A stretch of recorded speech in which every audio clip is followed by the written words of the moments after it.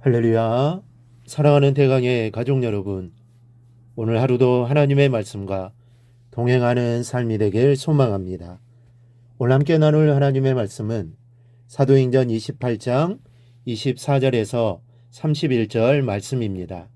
그 말을 믿는 사람도 있고 믿지 아니하는 사람도 있어 서로 맞지 아니하여 흩어질 때에 바울이 한 말로 이르되 성령이 선지자 이사야를 통하여 너희 조상들에게 말씀하신 것이 옳도다.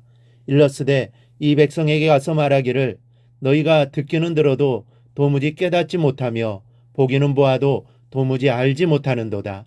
이 백성들의 마음이 우둔하여져서 그 귀로는 둔하게 듣고 그 눈은 감았으니 이는 눈으로 보고 귀로 듣고 마음으로 깨달아 돌아오면 내가 고쳐줄까 함이라 하였으니 그런즉 하나님이 이 구원이 이방인에게로 보내어진 줄 알라. 그들은 그것을 들으리라 하더라. 바울이 온 이태를 자기 셋집에 머물면서 자기에게 오는 사람을 다 영접하고 하나님의 나라를 전파하며 주 예수 그리스도에 대한 관한 모든 것을 담대하게 거침없이 가르치더라. 아멘. 음악에서는 이 박자라는 것이 있습니다. 박자는 음의 길이를 정해놓고 그 길이대로 소리를 내는 이 템포를 말합니다. 예컨대 4분의 4박자는 한마디 안에 4분음표가 4개 들어있어서 이 똑같은 간격으로 4번 소리를 내야 한다는 뜻입니다.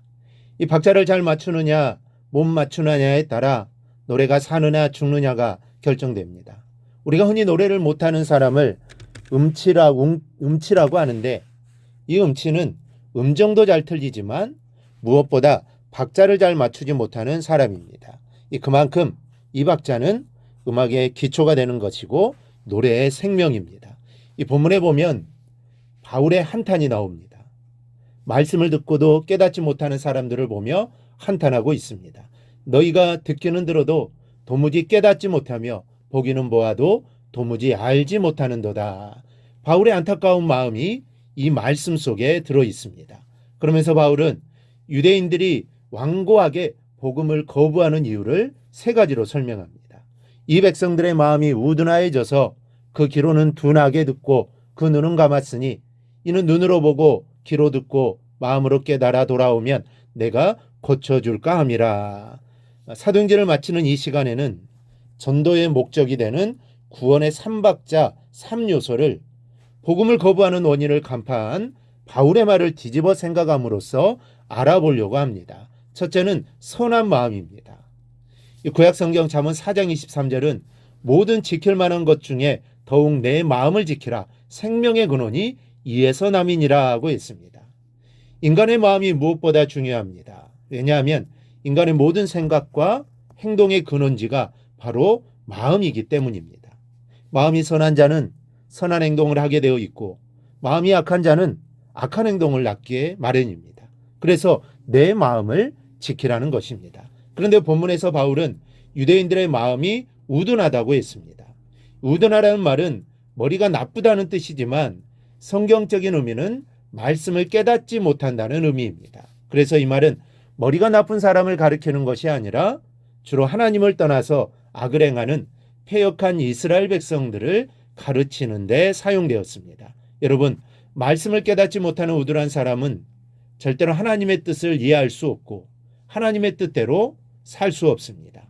그러니 구원도 없습니다. 그러므로 우리의 마음이 우둔하여서 말씀을 못 깨달으면 깨달을 수 있도록 성령의 도우심을 구하시기 바랍니다. 그러면 성령님께서 우리의 마음을 주장하여 주셔서 말씀을 깨닫게 해주실 것입니다. 그리고 깨달은 말씀대로 살아가도록 역사해 주실 것입니다. 둘째는 민감한 귀입니다. 귀는 인간에게 매우 중요한 감각기관입니다. 듣지 못하면 이해할 수도 없고 말할 수도 없습니다. 실제로 이 말을 못하는 장애인 중에서 성대 이상이 있어서 말하지 못하는 장애인이 얼마 되지 않는다고 합니다. 대개는 듣지 못하기 때문에 이 말하지 못한다는 것이죠. 따라서 듣는다고 하는 것은 깨달을 수 있고 말할 수 있다는 의미입니다. 그래서 성경도 이렇게 말씀합니다. 그러므로 믿음은 들음에서 나며 들음은 그리스도의 말씀으로 말미암았느니라. 믿음은 들음으로부터 시작한다는 말씀입니다. 그만큼 듣는 것이 정말 중요한 것입니다. 들어야 믿음이 생긴다는 것입니다. 이 사람에게는 두 가지 귀가 있는데 하나는 육신의 귀요, 하나는 영혼의 귀입니다. 이 영혼의 귀는 눈에 보이지 않지만 인간이면 누구에게나 존재하는 하나님의 말씀을 듣는 귀인데 구원은 바로 이 귀가 얼마나 민감하게 하나님 말씀에 반응하느냐 그렇지 못하느냐에 달려있는 것입니다. 하나님은 날 때부터 이 귀를 인간에게 주셨는데 인간은 살아가면서 이 귀의 청력을 잃어갑니다. 욕심의 먼지, 또 유혹의 먼지, 또 어떤 이는 외식이라는 먼지로 자기의 귀를 꽉꽉 틀어막습니다. 그래서 하나님이 말씀하시는데도 도무지 깨닫지는 못합니다. 기가 막혀 있어 듣지는 못하는 것입니다. 그러니 얼마나 안타까운 일인지 모릅니다. 그런데 바울 당시 유대인들이 이랬다는 것입니다. 그렇다면 혹 여러분들의 유대인들처럼 둔하게 듣는 귀를 가진 것은 아닙니까? 하나님의 말씀에 은혜가 되지 않는 것은 영적인 귀가 막혀 깨달음이 없기 때문인 것을 알고 영적인 귀를 하나님 말씀에 민감하게 하시기를 바랍니다. 민감한 귀는 구원의 두 번째 박자입니다. 셋째는 밝은 눈입니다. 영안이 밝아야 합니다. 영안이 밝아야 하나님의 역사와 마귀의 역사를 분간할 수 있기 때문입니다.